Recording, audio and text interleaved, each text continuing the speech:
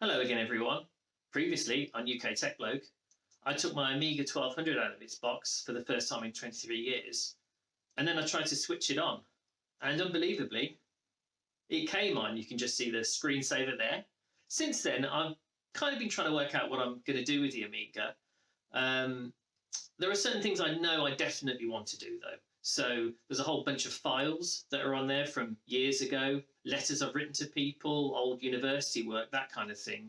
So I'll definitely be getting those off the hard disk before it dies, and that will be the subject of a future episode. But today I just wanted to show you how I've connected the computer up to this monitor, and I've found a little corner for it in my normal workspace and linked it up to the monitor I use for my normal work. And I'd just like to talk you through that today. So the first link in the chain is something I mentioned on a previous video, which is a cable that connects to the 23-pin D-sub output, native output from the A1200. And also there's two connectors for the audio as well. And at the other end, that terminates in a SCART connector, an RGB SCART connector. Now, I've plugged that into a wonderful little box I found on the internet.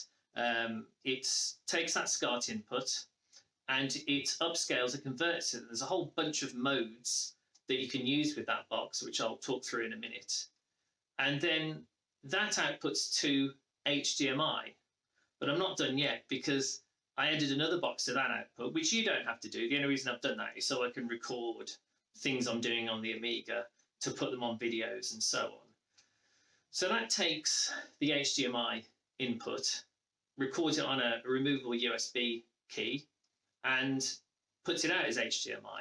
Now, you'd think that would be the end of the story, but unfortunately, this monitor doesn't have an HDMI input. It's a little bit old for that. One of the things it does have is a DisplayPort input.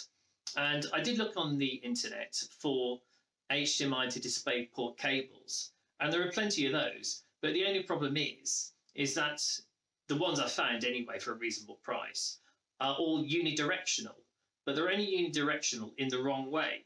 So it will take a DisplayPort output and convert it to an HDMI input, but it won't do the other way around. And the other thing as well is I use the DisplayPort input for my normal work laptop. Fortunately though, the monitor also has a DVI input, and you can get HDMI to DVI cables as well, relatively inexpensively. So that's what I've ended up doing. You do lose the sound when you do that, but the speakers on this monitor aren't particularly good anyway.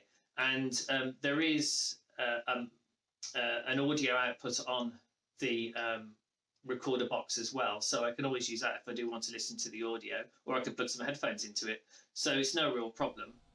So this little video converter box comes with a whole bunch of different modes. There's 1920 by 1080, 800 by 600, 1024 by 768, 1280 by 1024, 1280 by 720.